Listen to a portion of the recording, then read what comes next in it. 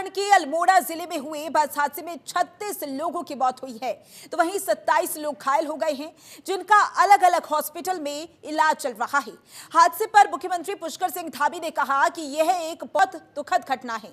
हम इसकी जांच कर रहे हैं, जो लोग इसमें दोषी हैं और विभाग से संबंधित हैं, उन पर भी कार्रवाई की जाएगी। जो लोग घायल हैं उन्हें अच्छा इलाज मिले। जिन परिवारों ने अपने प्रियजनों को खोया है, उनके लिए बहुत दुख का विषय है। सरकार इसमें हर संभव सहायता कर रही है। इस शोक की घड़ी में हमने कई कार्यक्रमों और बड़े समारोह को स्थगित कर दिया है। ये शोक का विषय है और हम पूरा राज्य दुखी है। भगवान उन्हें अपने श्री चरणों में स्थान दे।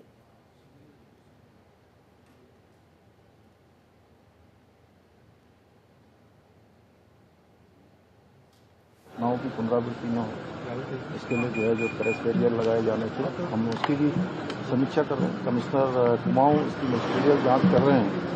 साथ में जहां जहां से ओवरलोड होकर जो ये गाड़ी निकली है, उन चौकियों की भी जो है हमने कहा है कि उन चौकियों का भी जो है पूछताछ करके अगर कहीं कोई दोषी पाया, बाकी जो लोग इसमें दोषी हैं, जो विभाग संबंधित है, उस पर पूरी कार्रवाई करेंगे और जो व्यवस्थाएं करें उन व्यवस्थाओं को करेंगे। अभी तो हमारा ये है कि जो घायल हैं उनको अच्छा इलाज मिले और जल्दी से जल्दी वो स्वस्थ हों और जो जिन परिवारजनों ने अपने परिवार के लोगों को, आत्मीयजनों को खोया है, निश्चित रूप से उनके लिए बहुत बड़ा कष्ट है। आज हमने कहा है सभी हमारे जिलाधिकारी उन सभी परिवारों की चिंता करेंगे, जाएंगे और हर संभव जो भी सहायता हो सकती है सरकार उसमें कर रही है। तो वहीं उत्तराखंड के अल्मोड़ा जिले में सोमवार को हुए बस हादसे में 36 लोगों की मौत हुई है, तो वहीं 27 लोग घायल हैं, जिनका विभिन्न हॉस्पिटलों में उपचार चल रहा है। इन घायलों में कुछ लोग ऐसे भी हैं जिनका इस हादसे ने सब कुछ छीन लिया। ऐसी ही एक कहानी है 3 साल की शिवानी की। इस हादसे ने 3 साल की शिवानी को भी अनाथ कर दिया है। शिवानी के माता पिता की भी इस हादसे में मौत हो गई है। अब उत्तराखंड सरकार ने बच्ची की पूरी जिम्मेदारी लेने का फैसला किया है। मुख्यमंत्री पुष्कर सिंह धामी ने इस घटना पर गहरा दुख जताते हुए कहा कि उनकी सरकार शिवानी की देखभाल और शिक्षा की जिम्मेदारी उठाने का संकल्प लेती है।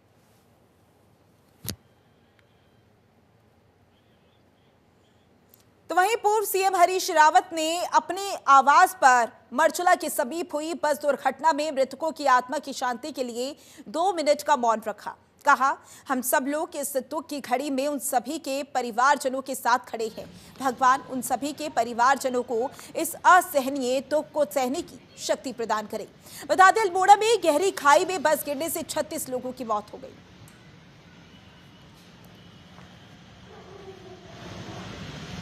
यहाँ डॉक्टर्स ने कॉन्फिडेंस जाहिर किया है कि सब कंट्रोल में है और यही देख रहे हैं। दो पेशेंट ऐसे हैं जिनको रिकवरी में ज़रा समय ज़्यादा लग सकता है और बाकी जो यहाँ भर्ती हैं, मैं समझता हूँ अगले कुछ दिनों के अंदर, 2-4 दिन के अंदर वो उनकी फास्ट रिकवरी स्टार्ट हो जाएगी। 4 साल की बच्ची भी है हाँ, बच्ची का बहुत हृदय विदारक केस है। घर में भी केवल दादी है, बूढ़ी दादी है और यहाँ उसकी नानी है जिसके पास वो आई है मुरादाबाद से, जो उसके साथ है उस बच्ची को, और राज्य को उस बच्ची को गोद लेना चाहिए। उसको गोद लेना चाहिए। उसका सारे जीवन यापन का और पढ़ाई का खर्चा राज्य को देखना। तो वहीं बीजेपी प्रदेश अध्यक्ष महेंद्र भट्ट ने अल्मोड़ा बस दुर्घटना में हुई असामयिक मौतों पर संवेदना व्यक्त की। वहीं ईश्वर से सभी प्रभावित परिजनों को इस सीट करने की कामना की। साथ ही उन्होंने घटना में घायलों के भी शीघ्र स्वस्थ होने की उम्मीद जताई है। उन्होंने भरोसा दिलाया कि इस दुख की घड़ी में सरकार पूरी तरीके से उनके साथ है, हर संभव मदद की जाएगी। वहीं मुख्यमंत्री के निर्देश पर प्राथमिक रूप से लापरवाही बरतने वालों पर कार्रवाई की गई है। आज अल्मोड़ा के अंदर सड़क में जो घटना हुई बहुत ही दुखदाई है। अनेकों लोग हताहत हुए हैं। 30 से अधिक लोगों की जिंदगी चली गई है। मैं अपनी ओर से मृत परिवारों के प्रति संवेदना व्यक्त करता हूं और विश्वास दिलाता हूं सरकार इस दुख की घड़ी में उनके साथ खड़ी है। माननीय मुख्यमंत्री जी ने इसके लिए जो भी दोषी हैं उन पर कार्रवाई करने का आश्वासन दिया है और घायलों को उचित उनको एक प्रकार से मैं कह सकता हूँ उनकी चिंता हो, हॉस्पिटल में उनका इलाज अच्छी तरीके से हो, इसका सरकार पूरी तरह ध्यान रखने वाली है। मैं सभी मृतक परिवारों के प्रति और घायलों के प्रति इस भाव के साथ कि ईश्वर घायलों को शीघ्र स्वस्थ करे और मृतक परिवार को अपने चरणों में स्थान दे, ऐसी ईश्वर से कामना करता हूँ। ठीक है। तो वहीं बीजेपी के संगठनात्मक चुनाव शुरू हो गया है। अल्मोड़ा में बीजेपी पार्टी कार्यालय में कार्यशाला आयोजित की गई, जिसमें केंद्रीय मंत्री अजय टम्टा ने शिरकत की। इस कार्यशाला में बीजेपी के प्रदेश महामंत्री खिलेंद्र चौधरी भी मौजूद रहे। साथ ही 3 विधानसभाओं के कार्यकर्ता ने भी हिस्सा लिया। इस दौरान बीजेपी कार्यकर्ताओं को बूथ, मंडल व जिला स्तर की चुनाव प्रक्रिया की जानकारी दी गई। केंद्रीय राज्य मंत्री अजय टम्टा ने कहा कि बीजेपी विश्व की सबसे बड़ी पार्टी है। हाल ही में सदस्यता अभियान पार्टी संगठनात्मक चुनाव की ओर बढ़ रही है। क्योंकि संगठनात्मक चुनाव की प्रक्रिया में प्रांत की कार्यशाला के बाद जिले की कार्यशाला हो रही है। इस कार्यशाला में वो सभी हमारे जिले अल्मोड़ा के 3 विधानसभाओं के सभी मंडलों के कार्यकर्ता आज इस वर्कशॉप में हैं। इसके बाद हमारे मंडल की वर्कशॉप और उसके बाद नीचे बूथ की हमारी कार्यकारिणी और बूथ की कमेटियां गठित होंगी और ये एक चुनाव की प्रक्रिया है। ये संगठनात्मक एक बैठक है, बहुत महत्वपूर्ण है। ये अपने आप में जो पूरे विश्व सबसे बड़ी पार्टी है जिसमें हमारा सदस्यता का अभियान हुआ है, इस अभियान को जोड़ते हुए संगठनात्मक चुनाव की दृष्टि को हम आगे बढ़ रहे हैं। कह सकता हूँ कि 42 सीटर गाड़ी है। तो हरिद्वार के बहादुराबाद स्थित एक निजी होटल में all India fair shop dealers federation का वार्षिक सम्मेलन आयोजित किया गया। इस सम्मेलन में कैबिनेट मंत्री रेखा आर्या मुख्य अतिथि के रूप में शामिल हुई, जहां उनका पुष्प देकर स्वागत किया गया। श्री रेखा ने विक्रेताओं की समस्याओं को सुना और उनके मुद्दों पर ध्यान दिया।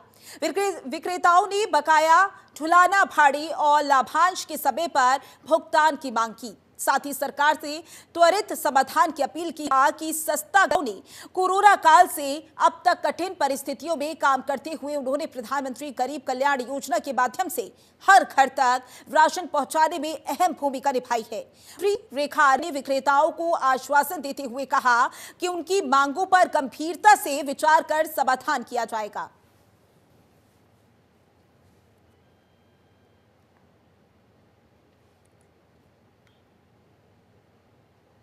वहीं पौड़ी जिला क्षेत्र के विकास खंड कांडा स्थित मंजू घोषेश्वर मंदिर में आयोजित मंजू घोष मेले 45 निशान चढ़े। मनोकामना पूरी होने की दूर दराज से यहां निशान चढ़ाने श्रद्धालु पहुंचे, सुख समृद्धि का आशीर्वाद मांगा। मेले के अंतिम दिन बड़ा कांडा के दौरान 18 निशान चढ़े हैं, जबकि पहले दिन छोटा कांडा के दौरान 26 निशान चढ़े थे। इसके ही अब 1 महीने के लिए मंजू घोषेश्वर मंदिर के कपाट बंद कर दिए गए हैं। कांडा में आयोजित हो रही 2 दिवसीय मंजू घोष मेले का समापन हो गया है।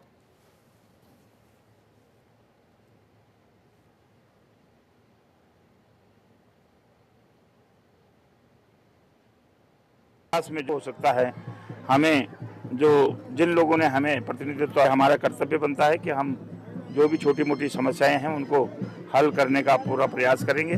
और निश्चित रूप से यहाँ पर वास्तव में पार्किंग की दिक्कत है, पानी की भी दिक्कत है, कच्ची चारों तरफ से दिख रही हैं। वास्तव में ये सड़कें पक्की होनी चाहिए और निश्चित रूप से धीरे धीरे, जब तक मैं हूँ, निश्चित रूप से प्रयास करूँगा कि यहाँ पर, मैंने पिछली बार कहा था कि पानी की व्यवस्था कराएंगे। टैंक यहाँ पर आवश्यकता थी, उसको आने वाले वित्तीय वर्ष में निश्चित रूप से, अगले जो मेला होगा उससे पहले यहाँ पर आपको पानी का टैंक बना हुआ निश्चित मिलेगा और बाकी अन्य काम भी होते रहेंगे। तो ये मेरा कर्तव्य बनता है कि लोगों ने मुझे जिम्मेदारी दी है, तो निश्चित रूप से मैं इन कार्यों को करने का प्रयास करूँगा। बड़ा कांडा सुबह से ही काफी लोग, हजारों की तादाद में लोग आवागमन होता है, लोग भगवान के दर्शन जा रहे हैं। तो बड़ी अच्छी सुरक्षा व्यवस्था, चाक चौबंद, कोई किसी भी तरह की कहीं भी कोई कुछ नहीं है। हाँ, सब लोग अपना दर्शन कर रहे हैं आराम से। और ये आज जो है बड़ा कांडा भैया दूज के दिन, ये 8वीं सदी में आदि गुरु शंकराचार्य जी के द्वारा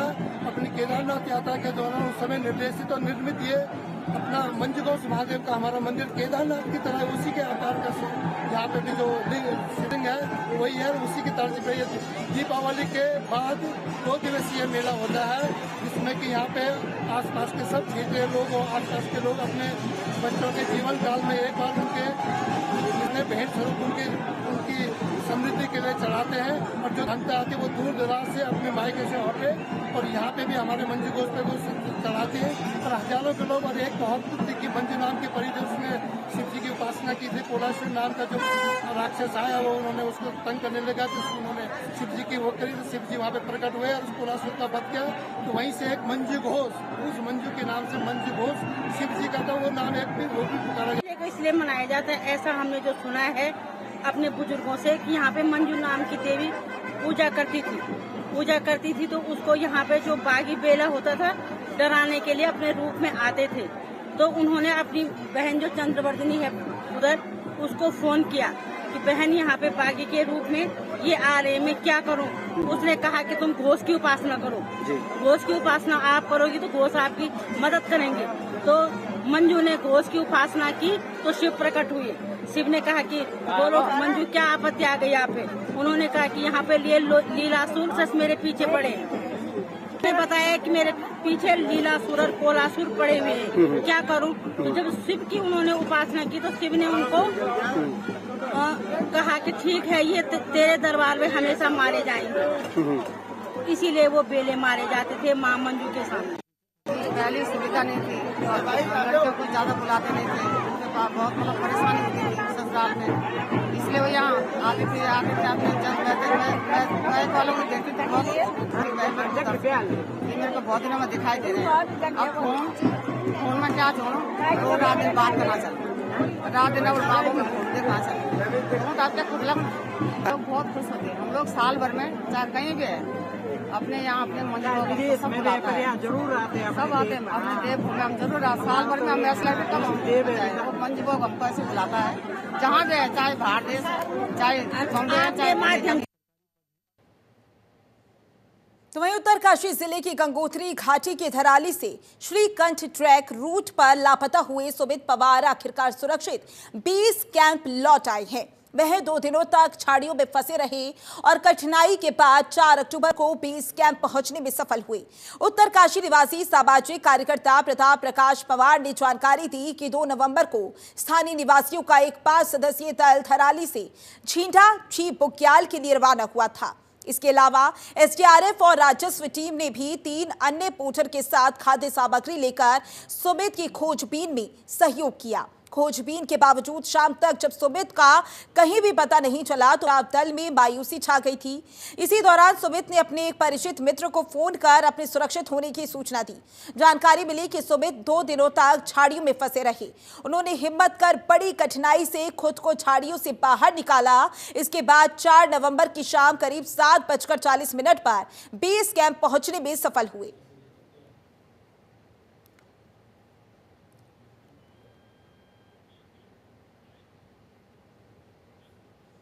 तो वहीं मंगलौर के लिबरहेड़ी में बने उत्तम शुगर मिल का विधिवत तरीके से उत्तराखंड की सभी मिलों से पहले पेराई सत्र शुरू हो गया है।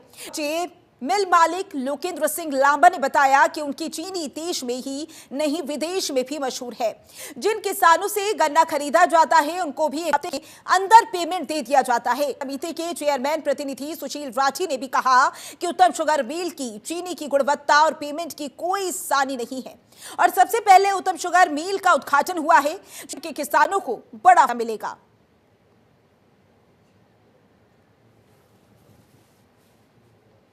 जो मेरे क्षेत्र के किसान आए हैं जिनकी मेन भूख चीनी मिल चलवाने में रहती है, ये सही माने तो इस चीनी मिल की लक्ष्मी है। मैं इन सबका आभार व्यक्त करता हूँ कि अपने बहुमिल समय दे के 13 शुभारंभ में इन्होंने अपना योगदान दिया और चीनी मिल अपने सही ढंग से सही समय पे प्रदेश में सबसे पहले संचालन हो रही है। सर पेमेंट को लेकर पेमेंट चीनी मिल पहले पिछले साल 7 वर्ष से पहले सिंगल चीनी मिल है 7 दिन भुगतान किया है और वही रोटेशन इस साल भी रहेगा। हम 7 दिन पेमेंट करने की भूमिका पूरी निभाते रहेंगे। सर वो बहुत चीनी देंगे आप लोग?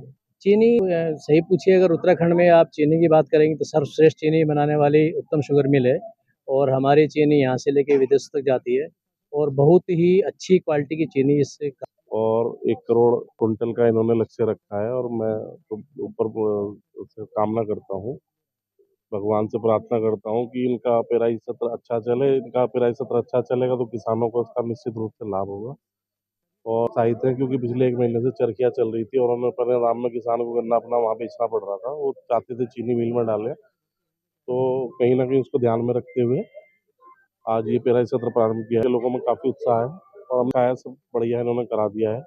अभी किसान खुश हैं बहुत और आने वाले समय में कोई दिक्कत होगी उसको देखा जाएगा उस समय। पेमेंट तो यहाँ कोई दिक्कत ही नहीं है, पेमेंट तो यहाँ समय पे हो रही है, कोई समस्या नहीं है। अभी इन्होंने कहा है मुझसे, मैंने बात की तो इन्होंने बताया कि हम 1 हफ्ते में फिर कर देंगे भुगतान इस साल।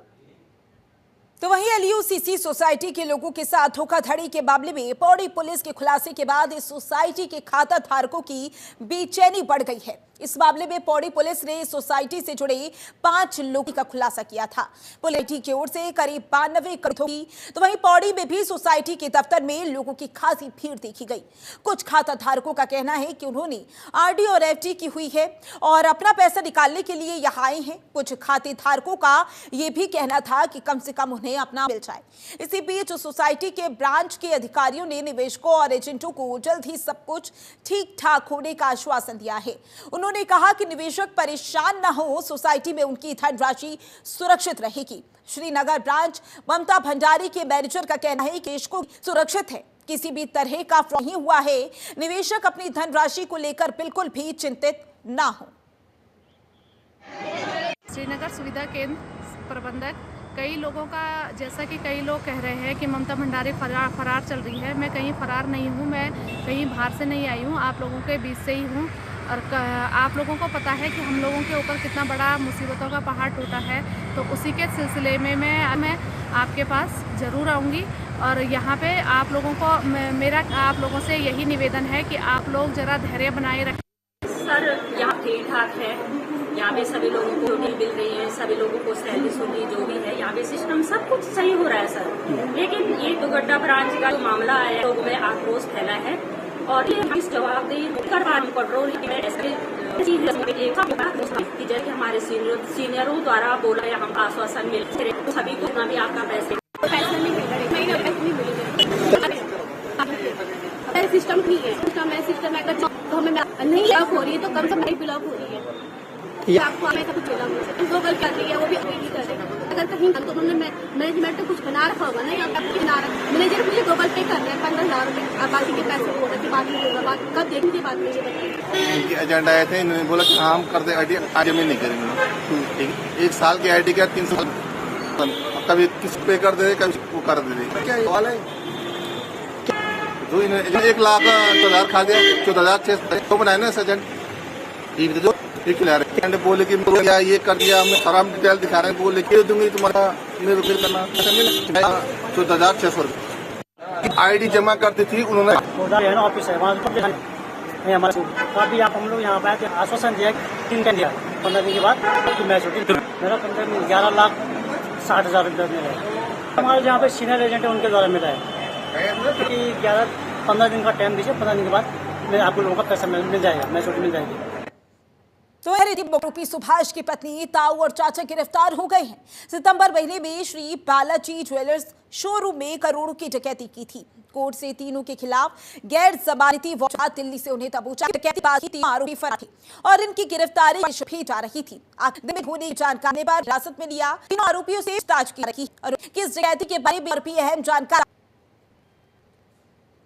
पुलिस ने गिरफ्तार किया। गिरफ्तार हाईकोर्ट है की संपत्ति के लालच में आश्रम की साध्वी के आरोपी गिरफ्तारी से बचने के लिए अपने ठिकाने पर था। हरिद्वार के मुताबिक पीड़िता साध्वी ने शिकायत दर्ज कराई थी कि अशोक कुमार अतरंग वीडियो पर को ठेस अशोक कुमार के साथ संबंध आई और बाद में उसे धमका लगा।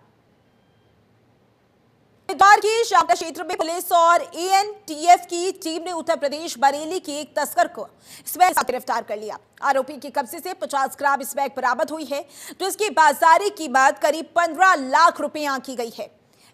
आरोपी को कोर्ट में पेश किया गया है, जहां आरोपी स्मैक तस्कर